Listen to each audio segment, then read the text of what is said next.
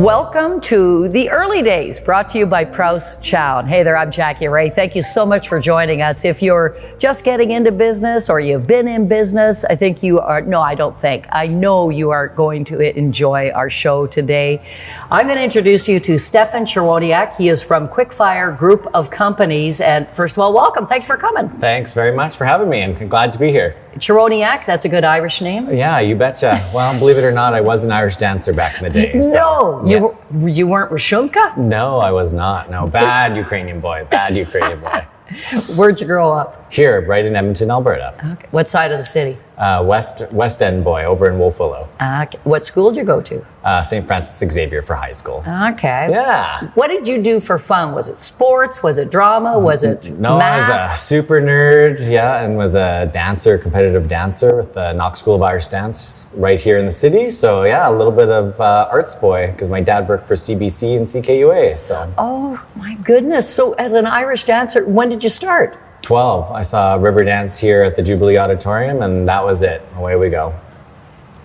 You can do the whole river dance routine. Pretty close, yeah. Maybe not now with my bad knees, but when I was younger, for sure. So as a competitive dancer, did you go places and tour? Traveled the world, with competitions all over Scotland, Ireland, UK, and across North America too as well. What an experience that would be. I know. So were you friends, obviously, and in the group, and you go out and you hit, or do you have to sell chocolate bars to raise money to go? No chocolate bars. We were just dancing in pubs at St. Patrick's Day. and that would be no fun at all. No, it was a blast. So do you still dance at all now, or? No, nothing. Just join the girls at the competitions whenever I have the opportunity here in the city. Okay, so I would think as an Irish dancer, be like me as a curler. Your knees sometimes are going, what the heck have I done? No, at our age, we can't do that anymore.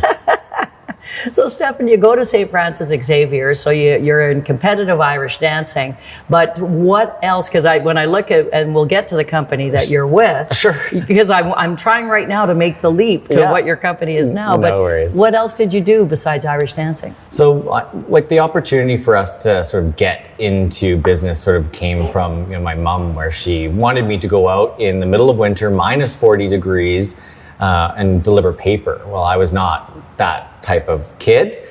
So there was a Sorrentino's over on the corner of, Collingwood Road. And that's sort of where I started into the food and beverage industry, which led into some of our first companies here in the city. I have spent I've had a glass of wine or two there at that Sorrentino's. Yeah, you bet. If Carmelo's pouring, we're drinking for sure. Absolutely. I love Sorrentino's. So now if you get into there, how old were you? I was 14 when I started, so I've been in food and beverage for a long time. Wow. Yeah. So you're doing the competitive dancing because of your dad. Now, what did he do at CKUA and CBC? Music producer. Okay. Yeah. So so as a music producer at those companies, do they get to pick the music, or they're picking with the host of the show? Yeah, so he was the host of shows both on CQA and CBC, but listening to Andy Donnelly on the Celtic show on Friday night on CKUA was probably where the love of the Irish music started, and kind of working from there. So now you're getting into food and beverage at Sorrentino's. You're still going to school. Yeah, as a kid. So you're just a kid. You're passing with flying colors. Or you obviously had you had a lot going on. I did have a lot going on. Yeah, it was a great opportunity to sort of get into an industry. I mean, earn some money. I don't even know what it's called when parents give kids money these days. Allowance, I think it's called. Yeah. We didn't really get that. So anything that we wanted, whether it was a cell phone or, the opportunity to look at buying a car, paying for gas, always came out of our own pocket. So now you graduate. Where do you go after high school? So I started university at the U of A, thinking, I'm the oldest of three kids, so going to be a doctor. I had, severe allergies as a child and fell in love with food and culinary. But, at the end of the day, that didn't end up working out, and sort of ended up working throughout university in restaurants, and then after school kind of decided what I was going to end up doing. And entrepreneurship was always very interesting to me because my mom was in new home sales. So that's her and her partner, did that for years. I did that during school, and then, deciding what you wanted to do when you grow up, so to speak, is sort of always trial and error. So giving us the opportunity to, do some show home hours or try sales or work in a restaurant, which I highly recommend. Everyone should do that because it gives you such great people skills.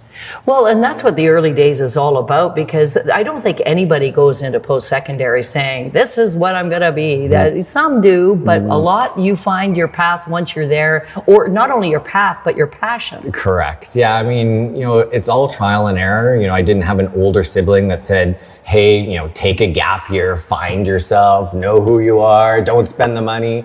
So you just jumped in, and I was pretty young, so late 17, 18 when I started in university. So that was tough. You're still a child at 18 right now, looking back, thinking about all of that. But it was a good opportunity to learn who you were and to grow and sort of develop a really great network. Now, being the oldest of 3 kids, can I ask what your siblings do? So the middle child is a plumber pipe fitter, and so now a foreman because we're older. Then my sister is a dental assistant as well. So I find it really fascinating that your parents right away, you got to work for what you want. What a great upbringing. Yeah, I mean, I thank them every day for the opportunity that they allowed us to have and sort of to grow into our own. Obviously, all 3 kids are so different. So that's, following our passions or giving us the opportunity to sort of work for what we need, what we want. Obviously, it's sometimes a struggle when you're doing all those things and, leaving home at 18, 19, but definitely makes you grow up fast. Yeah, it really does. So you get out of U of A. So now what degree did you come out with? I didn't actually finish at the University of Alberta. So got an opportunity to work in international move logistics. So that was a job offer that came my direction. And then sort of worked through a couple opportunities there. And then, started the company, I guess in 2010 was one of our first. So. What the heck is international move logistics? So basically moving you and your goods from Edmonton to the UK, overseas, that kind of thing. Oh, jeez. Okay, so now the first company you started. Yeah. What was it? So it was PTP Entertainment Incorporated, now operating as Quickfire Cookery. We did sort of VIP amenities for artists coming into the city, and then did like music shows and stuff like at the Polish Hall. Okay. Yeah, I know. It's a diverse group of companies. This is what's really fascinating. I'm thinking coming in when I've heard, it's a mortgage company. No, it's a group of companies. Yeah. So this is the first. That's the first one. Which has your background of hospitality that you had learned. Correct. Starting at Sorrentino's. Yeah. So then that sort of developed, over the crash. You couldn't really do anything in 2007, 2008, 2009. So started working it as a catering company instead, sort of, putting my passion for culinary and opportunity to showcase, a lot of the culinary skills as well as, I guess, expertise or experiences from my travels when I was in Europe. Well, and there's obviously a business side to this brain of yours, because you can't be starting all these companies without that aspect of it. I think the biggest problem for me is I didn't like being told what to do. So if you're going to do something that you're going to be responsible for wholly, is definitely entrepreneurship. You're the only one, when you start especially, is looking in the mirror and knowing exactly that whatever your success, drawbacks, or failures are, it's that person in the mirror that's actually going to do that for you. Really smart piece. So now you've got the catering business. Now what's the next step? So with catering, I mean, it's sort of hit and miss. You did a lot of sort of weddings, and working in the industry was very difficult. With you're working weekends, working evenings, you're working all summer, you're working doing the Christmas events and New Year's parties. So a lot of that becomes taxing. So I wanted to make a change. So I did get licensed as a mortgage broker in 2010, and then gave the opportunity for the start of Quickfire Mortgage Solutions. That was company number 2. Yeah, because that's really similar, food industry and mortgage specialists. So it's really interconnected. People are super confused for sure. They're like, oh yeah, they think it's all finance based. Some of them are now, but as we diversify our portfolio of companies, I mean, it's passion projects first. I mean, the entrepreneurs that I have met and been able to interact with, it's their passion that has led to their success. So regardless of it's a passion for culinary or passion for building companies, I think one of my superpowers is people. Oh yeah, and that started out with, and that's what you said earlier. A key was that hospitality industry that taught you how to interact with people. 100%, and at a very young age, from people yelling at you to working out problems to dealing with back ends or management. So that definitely got started pretty young. And would I be wrong to say that mortgage brokers seem to be more prevalent now than they were before, and it's not as daunting as people think it may be? For sure, yeah. I mean, the mortgage brokerage industry has definitely developed. Even when I started and got licensed, the mortgage brokers were mostly for alternative lending and stuff like that. Whereas now, we're actually taking a very large market share because we're people and family focused versus being one of the big 5 banks or stuff like that. We're walking to a branch and you potentially are just a number. So it gives us the opportunity to really focus on the needs of the client and give them the attention they deserve. Do you ever say to somebody, this ain't working, this isn't going to work? Well, I mean, I think for us, it's learning when you are educating to a point of understanding first. And if they can understand why it's a no, then we're already successful, whether we've actually funded on a mortgage or not. Oh, yeah, that's great. So now Quickfire, other group of companies, anything to add on? Well, we just launched last year the Quickfire Financial. So that is now an insurance and group benefits arm. Because it's very synergistic with the opportunity with mortgages. You need insurance. We always have to offer like a Manulife or mortgage product insurance that is basically lender specific. And for us, that's not in our client's best interest. So hindsight 2020, I should have started both at the same time, but obviously it's an opportunity to grow and develop and be, understand what the needs of our client base is as we move forward.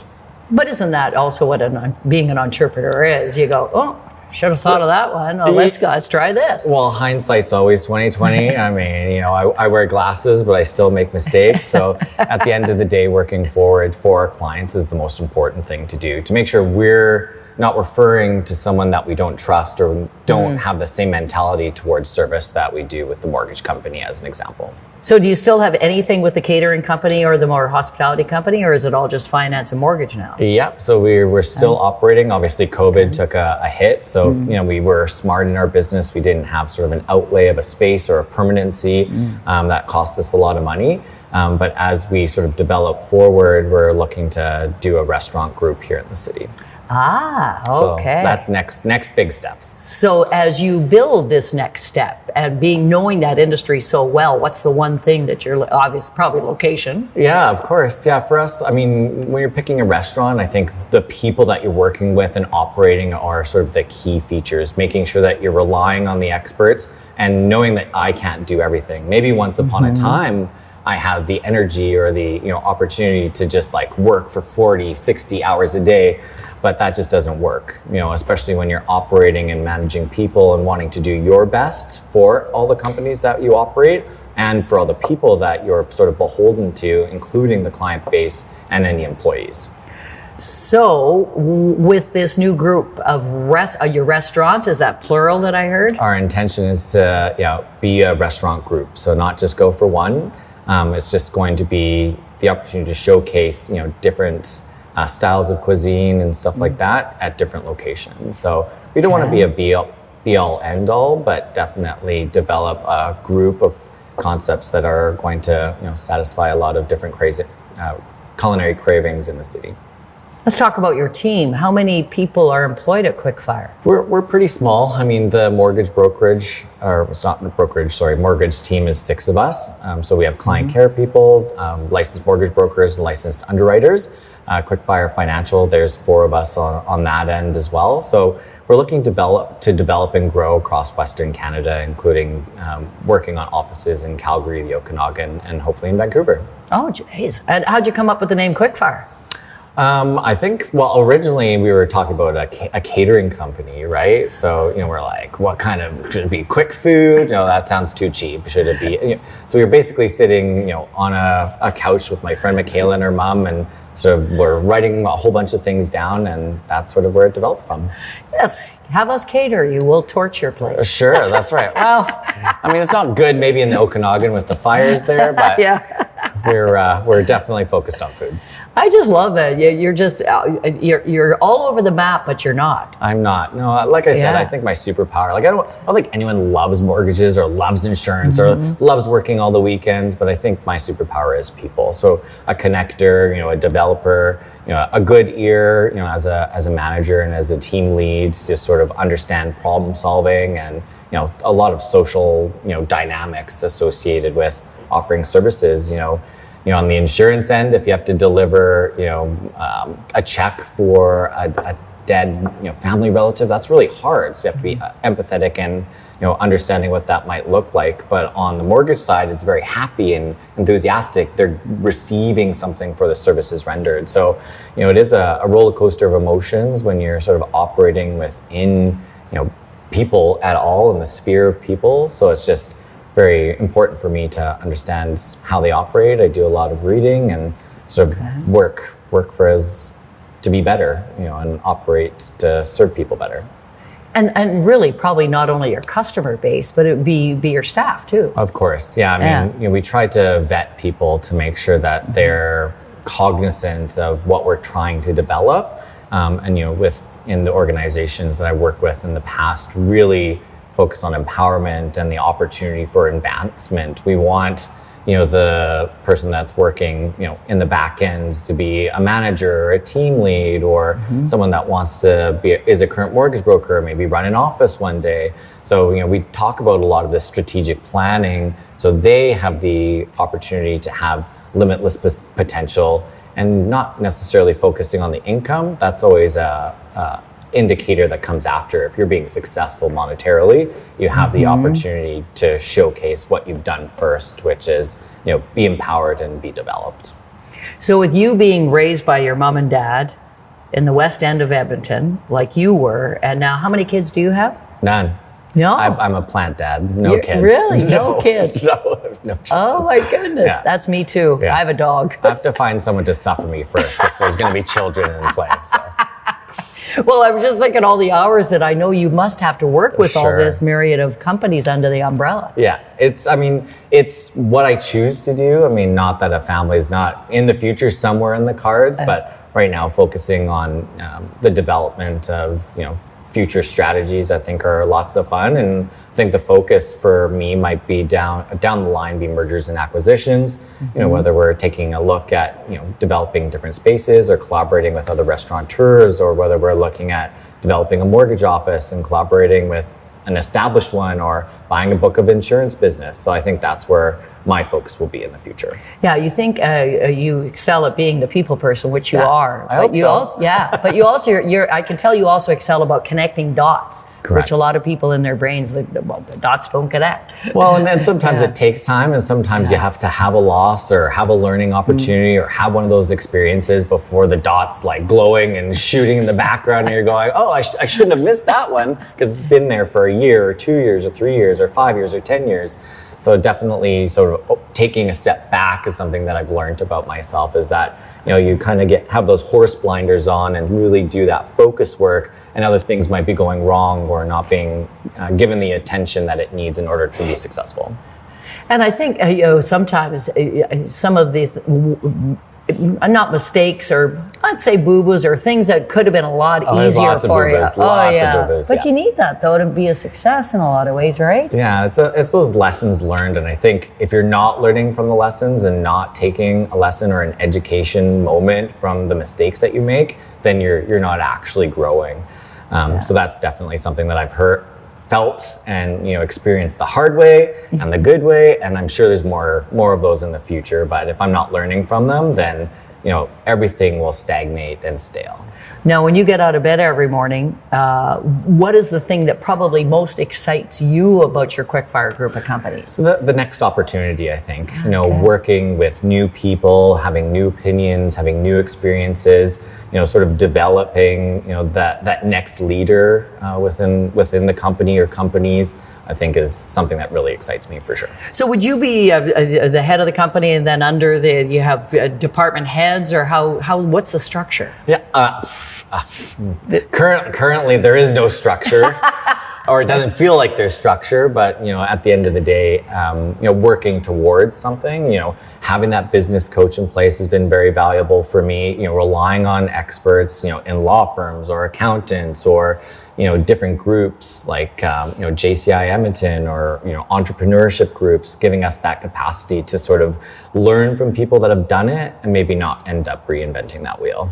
Yeah, I think that's probably the best way we could end this show. You don't have to reinvent the wheel. There's people and there's resources, and it looks like you access them, and I think that's just brilliant. Well, and if you don't, then you're not moving forward. So that's one of my lessons today. Stefan Cherwoniak from the Quickfire Group of Companies. Thank you. This has been awesome. Our pleasure. Thanks so much for having us.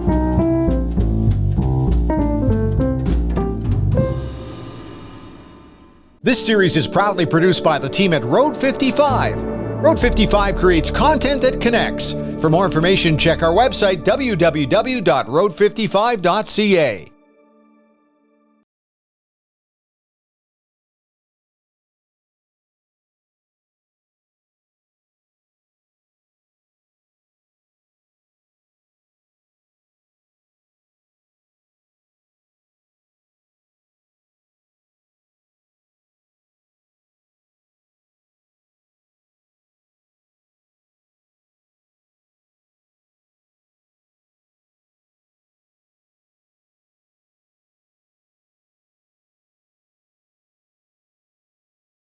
It's those lessons learned, and I think if you're not learning from the lessons and not taking a lesson or an education moment from the mistakes that you make, then you're not actually growing.